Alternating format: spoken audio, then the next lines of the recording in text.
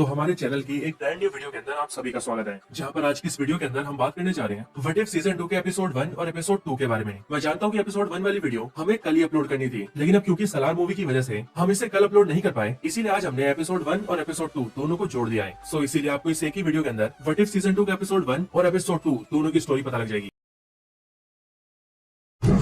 तो what if season 2 के पहले एपिसोड का नाम है what if nebula joined the Nova corps, यानी कि क्या होता अगर नेबुला नोवा कॉर्प्स को ज्वाइन कर लेती। तो चलिए इस एपिसोड के अंदर हम इसी सवाल के जवाब को देखते हैं। इस एपिसोड की स्टार्टिंग होती है ज़ेंडार प्लेनेट से, जहाँ पर हम नेबुला को देखते हैं जो कि ज़ेंडार के अंदर नोवा कॉर्प्स की ड्रेस में होती है, और हमें पता लगता है कि नेबुला नोवा कॉर्प्स की मेंबर है। नेबुला यहाँ पर एक केस की वजह से आई होती है, क्योंकि किसी ने कुछ टाइम पहले ज़ेंडार के अंदर योंडू को मार दिया था, एंड दैट्स व्हाई नेबुला को योंडू के डेथ का केस दिया जाता है। बट यहीं पर नेबुला के पीछे और भी कई सारे नोवा कॉर्प्स आते हैं, और यहाँ पर हमें देखते हैं कि इनमें से कुछ ऑफिसर्स नेबुला से नफरत करते हैं, और वो इसीलिए क्योंकि नेबुला थैनोस की बेटी है और वो पहले ब्लैक ऑर्डर आर्मी का भी हिस्सा थी। इसके बाद ही हमें वॉचर की आवाज आती है, और वॉचर इस कहानी को एक्सप्लेन करते हुए कहता है कि इस यूनिवर्स के अंदर रोनन ने थैनोस को धोखा दिया था, और उसने धोखे से थैनोस पर हमला करके उसे जान से मार दिया था, और थैनोस के अलावा उसने बाकी सब कुछ को डिस्ट्रॉय भी कर दिया था। और रही बात नेबुला और गमोरा की, तो इनमें से रोनन गमोरा को अपने साथ ले गया था, जिसके बाद नेबुला अकेली पड़ गई थी और वो अंदर से पूरी तरह से टूट चुकी थी, और इसीलिए नेबुला भी डीप स्पेस के अंदर अपनी मौत का इंतजार कर रही थी। लेकिन उसी टाइम पर नेबुला के पास नोवा प्राइम आती है, और वो नेबुला को अपने साथ ले जाती है, जिसके बाद नोवा प्राइम नेबुला को नोवा कॉर्प्स की मेंबर बना देती है। जिसके बाद नेबुला काफी टाइम तक नोवा कॉर्प्स की मेंबर बनकर काफी काबिलियत से काम करती है। लेकिन फिर तभी एक दिन हमें देखते हैं कि रोनन ज़ेंडार के ऊपर हमला करने आ जाता है, लेकिन रोनन के अटैक करने से पहले नोवा प्राइम पूरे ज़ेंडार प्लेनेट के ऊपर एक पावरफुल सिक्योरिटी शील्ड लगा देती है, जो कि इतना पावरफुल होता है कि उसे रोनन भी तोड़ नहीं पाता। और ये ऐसी सिक्योरिटी शील्ड होती है जो कि 50 सालों तक ज़ेंडार को प्रोटेक्ट रख सकती थी।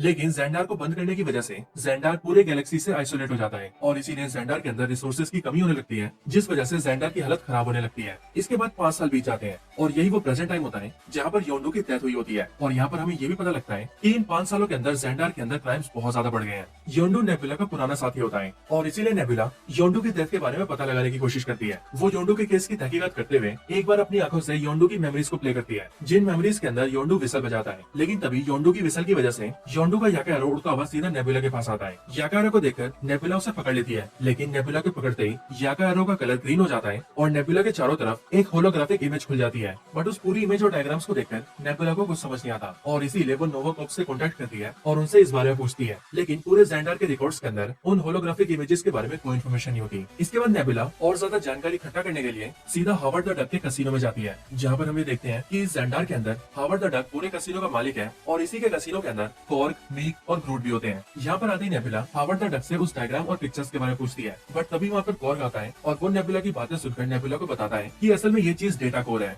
यानी कि ऐसी चीज जिसके अंदर दुनिया भर का डेटा है। और इसके साथ ही कॉर्ग ये भी कहता है कि इसके अंदर ज़ेंडार की सिक्योरिटी शील्ड के भी कोड्स हैं। ये सुनते ही नेबुला ये समझ जाती है कि ये डेटा कोर बहुत ही खतरनाक है, और इसीलिए उसे ऐसा लगता है कि योंडू अपने याका एरो की मदद से हमें किसी साजिश के बारे में बताना चाहता है, क्योंकि शायद से हो ना हो कोई तो ऐसा है जो कि ज़ेंडार की सिक्योरिटी शील्ड को तोड़ना चाहता है, और शायद से रोनन की मदद करना चाहता है। सो इसीलिए अब उसे ज़ेंडार के शील्ड जनरेटर के पास जाना होगा, और उसके अंदर के सिक्योरिटी कोड्स को डिस्ट्रॉय करना होगा। और ये शील्ड जनरेटर बेसिकली वही डिवाइस है जो कि ज़ेंडार की सिक्योरिटी शील्ड को बनाए रखता है, और इसीलिए उस शील्ड जनरेटर के सिक्योरिटी कोड्स किसी के हाथ ही लगने चाहिए। लेकिन नेबुला के सामने सबसे बड़ा सवाल ये होता है कि आखिर वो शील्ड जनरेटर के पास पहुंचेगी कैसे, और ज़ेंडार की सिक्योरिटी शील्ड को टूटने से बचाएगी कैसे, क्योंकि एज ऑफ कोर्स अभी वो लोग किसी पर भरोसा नहीं कर सकते हैं। लेकिन फिर तभी नेबुला को ये याद आता है कि उसने कुछ टाइम पहले एक ऐसे क्रिमिनल को पकड़ा था जो कि ज़ेंडार की सिक्योरिटी को तोड़ रहा था, एंड दैट्स व्हाई वो ज़ेंडार की सिक्योरिटी के बारे में काफी कुछ जानता है। सो इसीलिए अगर वो नेबुला का साथ दे तो फिर उसकी मदद से नेबुला शील्ड जनरेटर को ढूंढकर उसके पास पहुंच सकती है। इसके बाद नेबुला ऐसे ही करती है, वो सीधा ज़ेंडार की जेल जाती है और वहाँ से उस कैदी को छुड़ा लेती है। और नेबुला जेल से जिसे छुड़ाती है वो होता है योन रोग, यानी कि ये आदमी।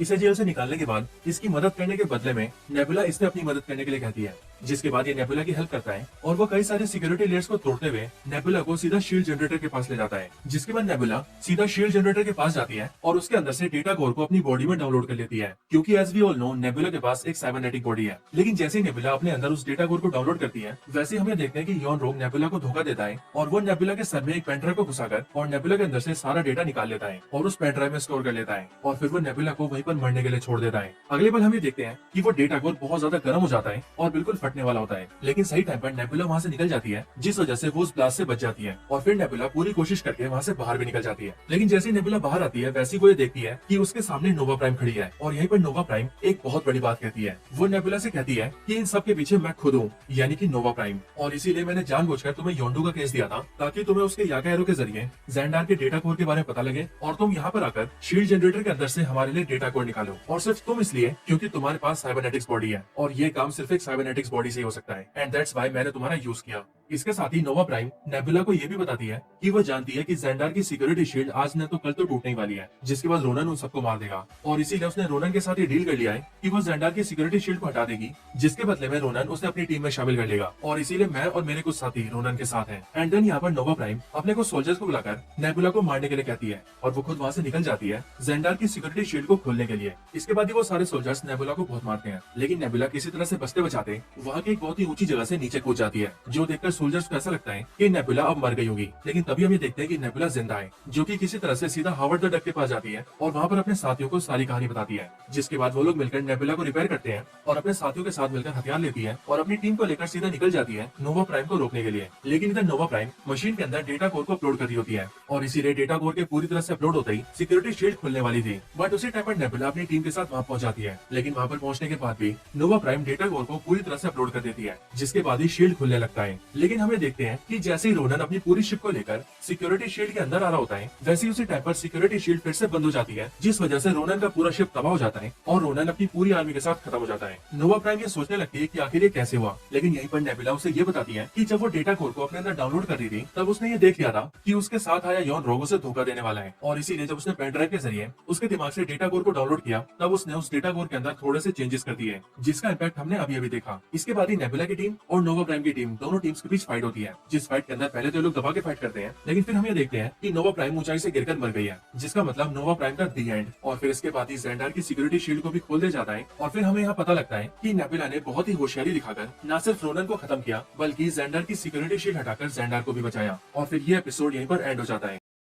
अब शुरू होता है एपिसोड 2, जिसका नाम है what if Peter Quill attacked earth's mightiest heroes, यानी कि क्या होता अगर पीटर क्विल अर्थ के सुपर हीरोज के ऊपर हमला कर देता। तो चलिए जानते हैं इस एपिसोड की स्टोरी को। एपिसोड की स्टार्टिंग होती हम ये देखते हैं कि एक छोटा सा मीटियोर जैसा टुकड़ा सीधा स्पेस से अर्थ में गिरता है। सही टाइम पर पैगी कार्टर उसे ट्रैक तो कर लेती है, बट वो अपनी टीम के साथ मिलकर भी उसे रोक नहीं पाती, जिसके बाद वो न्यूयॉर्क के अंदर आकर गिरता है। और यहाँ पर हमें ये भी पता लगता है कि ये साल है 1988, यानी कि एमसीयू का वही साल जिस साल में योंडू पीटर क्विल को किडनैप करता है। लेकिन व्हाट इफ के इस यूनिवर्स के अंदर हम ये देखते हैं कि जो मीटियोर जैसा टुकड़ा यहाँ पर आकर गिरा था वो असल में एक स्पेस पोर्ट था, जिसके खुलते ही उसके अंदर से पीटर क्विल निकलता है। यहाँ पर इसकी आंखें ब्लू कलर में चमक रही थी, जहाँ से हमें पता लग रहा था कि इस पीटर क्विल की सेलेस्टियल पावर्स एक्टिवेट हो चुकी हैं। इसके बाद ही वॉचर अपीयर होता है और वो कहानी सुनाते हुए हमें बताता है कि इस बच्चे का नाम है पीटर क्विल, जो कि यहाँ पर इस पूरी दुनिया को डिस्ट्रॉय करने आया है। इसके आगे वॉचर कहानी बताते हुए कहता है आज से ठीक 6 महीने पहले योंडू और उसके टीम के रेवेजर्स पीटर क्विल को किडनैप करने आए थे, लेकिन जहाँ एमसीयू के यूनिवर्स के अंदर पीटर क्विल को किडनैप करने के बाद योंडू उसे ईगो को नहीं सौंपता और वो खुद ही उसे पालने पोसने लगता है। उससे बिल्कुल हटकर इस यूनिवर्स के अंदर ये योंडू पीटर क्विल को ईगो को सौंप देता है, यानी कि ईगो द सेलेस्टियल को।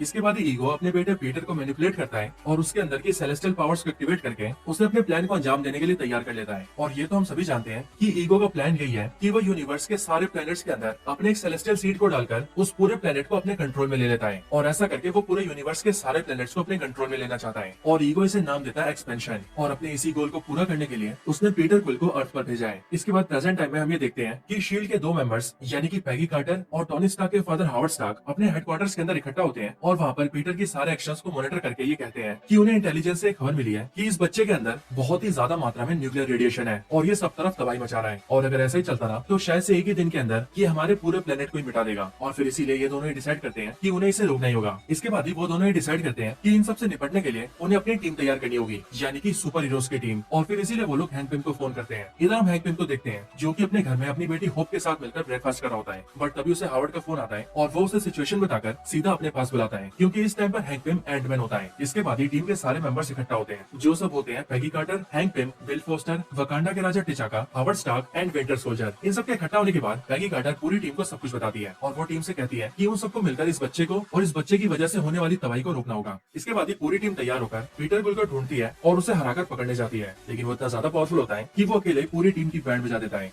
जिसके बाद एंटमैन यानी कि हैंक पिम सभी को ये आइडिया देता है कि वो लोग अभी उसे नहीं हरा सकते और इसीलिए अभी उन्हें वहाँ से भागना चाहिए। इसके बाद टीम राजी हो जाती है और वो लोग अपने प्लेन के अंदर बैठकर वहाँ से भागने लगते हैं, लेकिन पीटर क्विल अपनी पावर से उन्हें रोक लेता है, जिस वजह से उनका प्लेन हवा में आगे बढ़ ही नहीं पाता। लेकिन फिर तभी अचानक से पीटर क्विल के ऊपर एक जोरदार थंडर स्ट्राइक होती है और फिर हमें देखते हैं कि वहाँ पर थॉर आ गया है, जिसने की उस थंडर स्ट्राइक से पीटर क्विल को बेहोश कर दिया है। एंड देन फिर इस तरह से वो लोग पीटर क्विल को पकड़ लेते हैं और उसे शील्ड के अंदर लाकर एक पावरफुल सेल के अंदर डाल देते हैं ताकि वो सेल से बाहर ना निकल पाए। इसके बाद थॉर पूरी टीम से मिलता है और वो उन सबको अपने बारे में बताता है। वो उनसे कहता है कि वो थॉर है जो कि एसगार्ड से आया है। इसके आगे वो बताता है कि इस बच्चे ने एक एक करके सारे 9 रेम्स के ऊपर हमला किया था, सबसे पहले जोटनहाइम पे, फिर एसगार्ड पे और फिर इसी तरह से बाकी सब पे। और ये बच्चा अकेले इतना पावरफुल है कि उसने उन सभी रियाम्स की आर्मीज को मिटा दिया था और अब आखिर में ये अर्थ पर आया है। और फिर इसके आगे थॉर उन सबको ये भी बताता है कि इन सब के पीछे इसका फादर ईगो है, जो कि असल में एक सेलेस्टियल बीइंग है। वो हर प्लेनेट के ऊपर अपना सेलेस्टियल सीडलिंग डालता है और फिर उसकी वजह से उस पूरे प्लेनेट को अपने अंदर ले लेता है, यानी कि खुद में मिला लेता है। और यहीं पर थॉर उन सबको सेलेस्टियल सीडलिंग भी दिखाता है। वो बताता है कि ये वाला अर्थ का सेलेस्टियल सीडलिंग है और इसे उसने अर्थ के मसूरी से रिकवर किया है। बट ये सब सुनकर हावर्ड स्टार्क कहता है कि उन सबको मिलकर इस सेलेस्टियल सीडलिंग को डिस्ट्रॉय कर देना चाहिए, जिससे कि उनकी प्रॉब्लम सॉल्व हो जाएगी। बट थॉर बताता है कि ये करना इतना भी आसान नहीं है, क्योंकि इसे सिर्फ वही डिस्ट्रॉय कर सकता है जिसके अंदर कॉस्मिक पावर्स हो, जैसे कि ये बच्चा यानी कि पीटर क्विल।